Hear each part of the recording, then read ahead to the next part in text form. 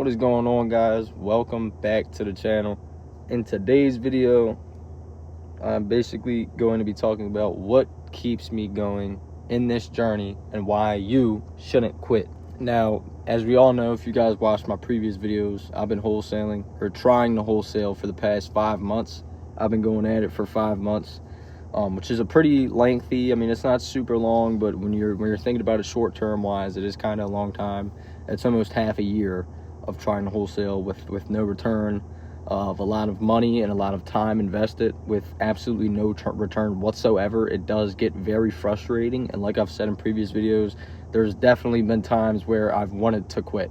Now, this might kind of be like a shorter video. I'm not really sure, but it's kind of more just a reminder to you guys, because I don't want to see any of you guys quit. If you started at the wrong time, that's fine, but just make sure you get back on it.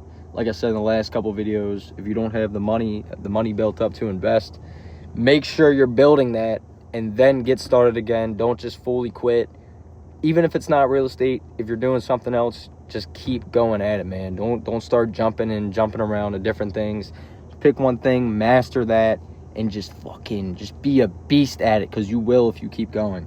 But basically the past 5 months, I've talked about this in my previous videos, but my first month of wholesaling, I got a JV opportunity in Washington, D.C.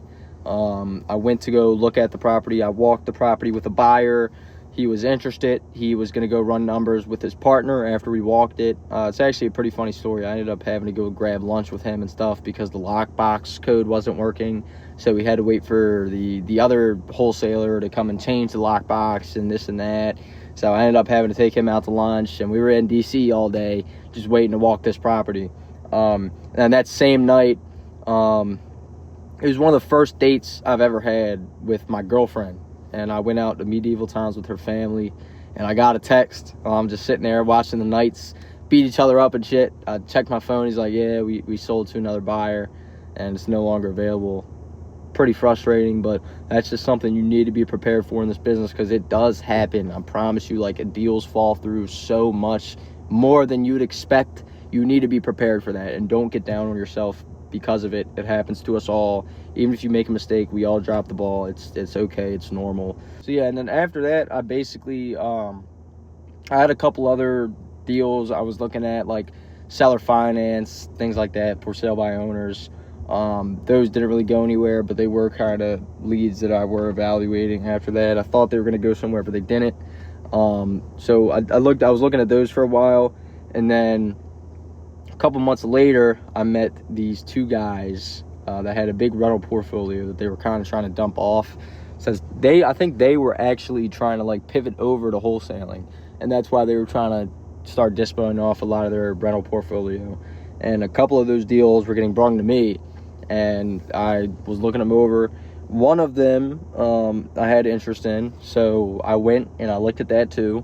I was kind of having, in this point in time, I was having trouble like figuring out how to estimate like rehab and like repairs. So what I did actually is I went and looked at the property. It was in Baltimore City. I went and looked at the property, and I literally had a contractor come down with me that does free estimates, and he basically did all the estimates for me.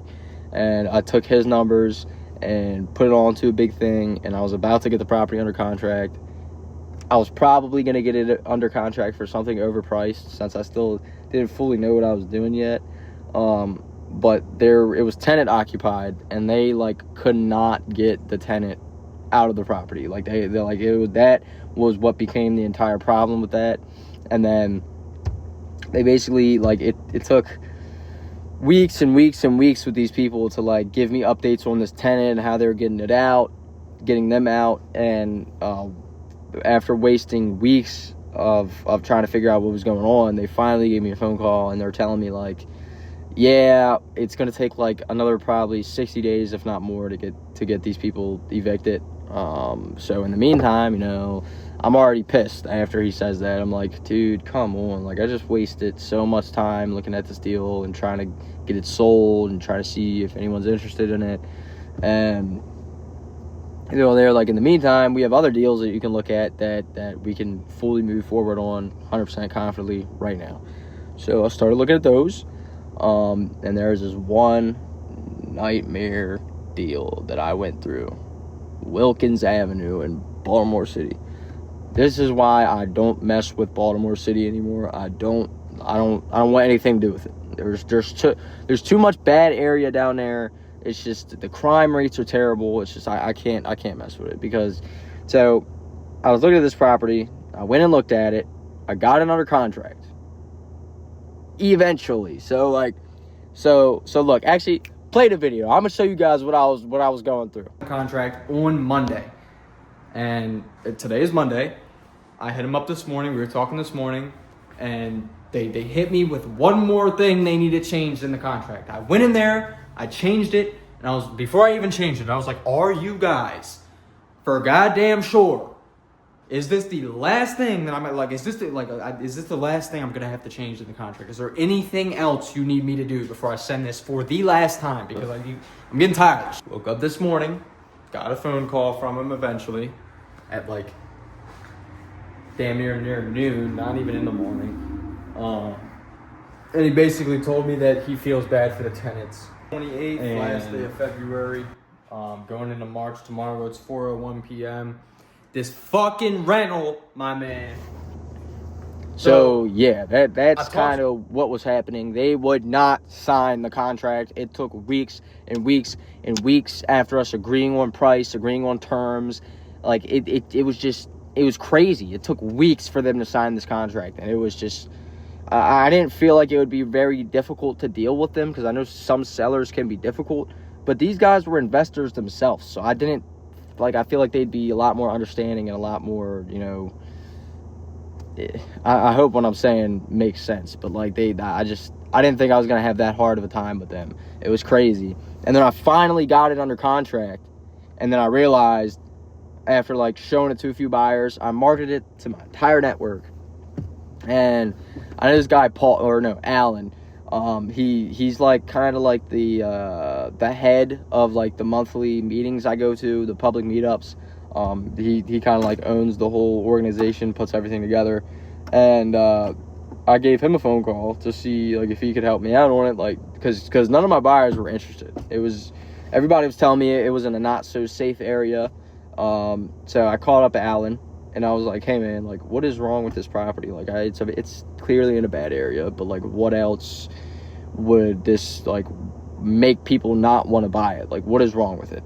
Pulled it up on Google Maps, board ups everywhere. I did go look at it, but I didn't really take that into account for some reason, and I don't know why. I feel like I was just so eager to get a property under contract. And so, I don't even think I looked at it, to be honest. That's why I never noticed that. But I should have looked at it at least on Google Maps. And I never did because I was so eager to get my first deal and sell my first deal and make $10,000. I just forgot to check on certain things. And even the demographics, crime rates, and the area it was in. I didn't even look into that either until my investors were telling me, "Hey, man, this is in a terrible area." So that's why I just, for now on, I've learned from that mistake. And now anything I look at, I make sure it's in a good, safe area. Check the demographics, make sure there's no board ups. But usually that's only in Baltimore City. But yeah, that's why I don't really like messing with Baltimore anymore. I don't really bat an eye to it. That was a terrible experience. I went through all of that just to get nothing out of the deal because it wasn't worth it in the first place. I went through all of that for no reason. And then after that, I kept working for another month or two, just doing my usual thing, reaching out to sellers. I was doing SMS blasting a lot, the past, since I switched to land. Before that, I was doing SMS blasting for residential, because for residential, if you're in a cold call, you need a dialer. I'm sorry. But yeah, I was doing my thing, and then I went to a meeting last month, and or it might have been 2 months ago.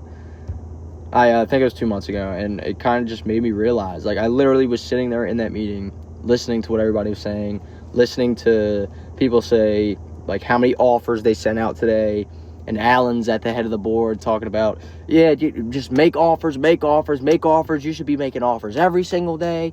And I'm sitting here I'm lucky to make a single offer in an entire month.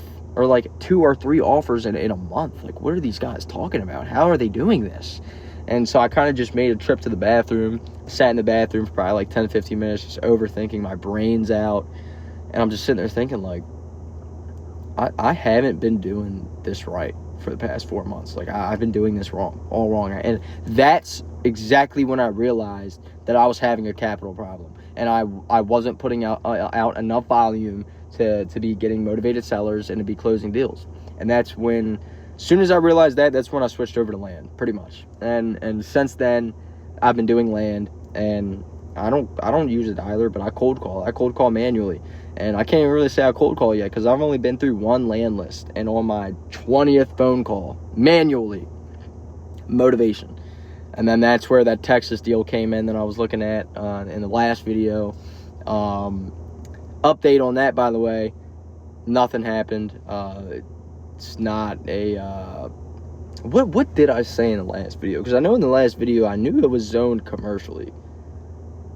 I think I was waiting for my investors to tell me what they wanted to build or what they wanted to do with the land, so I knew how to evaluate it.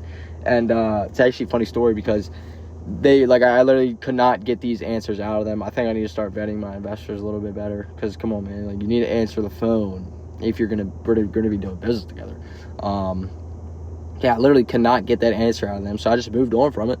And then a couple days ago, I started looking at for sale by owners again, and I was looking at those, taking a break from land after that. Not really taking a break, but just kind of pivoting over to residential, but just kind of looking at for sale by owners, because like I've said in previous videos, there's only so much of for sale by owners, and the last time I looked at them was like 3 months ago, like what I was just talking about a couple minutes ago, after that Washington deal. That's the last time I looked at them. So I guess the market refreshed a little bit, so I started looking at them again a couple of days ago. I found something, rental opportunity, I put an offer in on it, offer got accepted, good numbers, but they did not want to do seller financing, and it was a rental, like I said, so, and it was turnkey. So I don't think anybody's going to be paying cash for that. They didn't want to do seller financing, so I bring up a novation after that. They didn't want to do that either, so not really anything to do with that seller. I would try and refer them to an agent, but they already have an agent friend that they would be listing with if it wasn't already a for sale by owner, so that doesn't really make sense. So yeah, I literally actually just got off the phone with her about 20-30 minutes ago, asking her about a novation, and she said she wouldn't be interested. So moving on from that now, and starting Monday, I might or even tomorrow, I don't really know I might work tomorrow, I might not. I probably will at some point in the day. But I'll probably start looking at more for sale by owners. If not, I'll probably start pulling land list again and get the cold calling.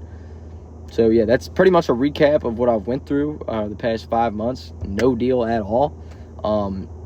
If you may be watching this video and you've been going 2 months or 1 month or 3 months or 4 months, just know I've been going longer with no deal, and I haven't gave up. So you do the same. And I promise you, I don't know when I'm going to get my first deal, but I'm not going to stop until I do. So just keep on going. It doesn't matter how long it takes, as long as you're working, because it will pay off. But overall, the simplest way I can put it on why I haven't quit yet is because I know it's going to pay off.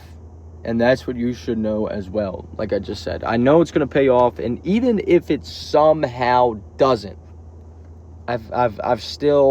I've been compensated in ways that isn't money from being in this experience for the past 5 months that I'm still grateful for. For example, the connections I've made, the education, the knowledge I've taken in, and the things I've learned, the experience I've built. All of these things is going to help in the future no matter what happens. Because, listen, if wholesaling doesn't end up working out with me, I'm sticking to real estate no matter what. I might jump to, honestly, to be honest with you guys right now, me and my father have been looking into buying an investment property for the past couple weeks. We're in contact with the hard money guy right now. My dad, I'm going to be away on a cruise until May 10th. So the next meeting is May 8th, and that my father's going to go to that meeting by himself since I'll be in a different country. And he's going to go meet the hard money guy. I'm going to get the full terms, whatever we can get pre-approved for. And you know, I think I might have mentioned this in a previous video, but I can't keep up like with what I talked about, because I talked about so much. But yeah, I mean, you guys might be witnessing me buy a house before closing my first wholesale deal. Who knows? But either way, it's success. I don't care which one it may be. All I know is that I need to start touching big boy money, and this is how it's going to be done. So I'm not going to give up. And just know, even if you're not out here closing deals and deals and deals, a deal this week, one deal every month, 2, 3, 4, 5, 6, 7, 8 deals every month, you're still being benefited. You are gaining knowledge. You are gaining experience. You are making connections. Connections are one of your number one assets, and knowledge is your number one asset. Not the deals. The knowledge is. Because you can't close a deal without knowledge. You need it. You need it. And you need connections as well. I mean, for the most part. It's not entirely true, but you get what I'm saying. So yeah, just keep going, man. Trust me. Start doing Craigslist ads if you're doing it the free way, even though I don't recommend to do so. Start posting Craigslist ads every single day. You need to be consistent with them. You might do them for a month and you might not get a single phone call, but that doesn't mean they're not working, because you will start getting phone calls. I promise you. Start putting bandit signs up. Go around your town and literally just start throwing signs up, or go on Vistaprint or something like that. I don't even know if that's the right website, but go on a website like that and make signs for yourself. I know you can get them for cheap. Like I know it can't be that expensive, because I'm about to start looking into doing that myself. I drew up some ghetto bandit signs on cardboard that I tore apart on boxes at my job and drew with them with markers. I was going to throw those up, but I realized that like 2, 3, 4 bandit signs wasn't going to work. If you're going to put bandit signs up, get like at least 10 of them. 10, 20, 30, 40, 50. Take a whole night. This is work and this is grind. Take a whole night, stay up all night, no sleep, go out at night and just go around town throwing bandit signs up all night. Jam out to some music, make it enjoyable. You know what I mean? There's tons of things to do. Just keep on going. And if you're watching this video and if you haven't took any action yet, you haven't done anything at all, you haven't started anything,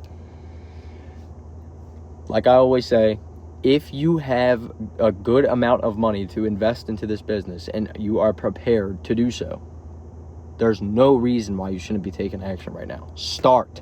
Do it. Literally, as soon as you click off this video, I don't want you to make any excuses like, oh, well, I have to go take trash out, I gotta do this, I gotta go do that, I can't start yet, because that's not true, bro. Like, it does not matter. Just do it. Like, just start. Like, literally just do it. You are like maybe 1,000 phone calls away from changing your life. Like, literally, I mean, that might be, you know, kind of dragged a little bit, but you will start to change your life as soon as you get into this business, because you're going to make connections and you're going to start to gain more knowledge on the subject. You're going to get experience and you're going to be put in the middle of the business. If you don't have the money to start, you don't have a lump sum of money to invest into the business, or you're not prepared to, start saving your money right now. Open a business account, get your LLC if you don't have one yet, and start flooding your business account with money. Just think of it as a savings account until you get maybe $1,000 in there, maybe $2,000. The more, the better. The more time you want to sacrifice working a 9 to 5 to keep loading that account with more and more money, the better it's going to pay off, because it's an investment, and investments have returns no matter what, most of the time. As long as you're working hard, and as long as you are doing what you're supposed to be doing and doing things right, and even if you're not doing things right in the first couple months, still learning everything, it's okay, because you don't know what you're doing yet. You can't learn everything in a day. It takes experience is the best way to cope, learn, and be better from the mistakes you make, because that's what mistakes do. They make you better. Literally, that is the point of mistakes, is to make you better and make you realize what you should do, which is the right thing to do the next time, and you learn. So make mistakes. Just take action. That's all that matters. Literally, that's all you have to do. Just start. That is the most important thing of the entire process, is just starting. Because how are you going to do anything else when you didn't ever even start?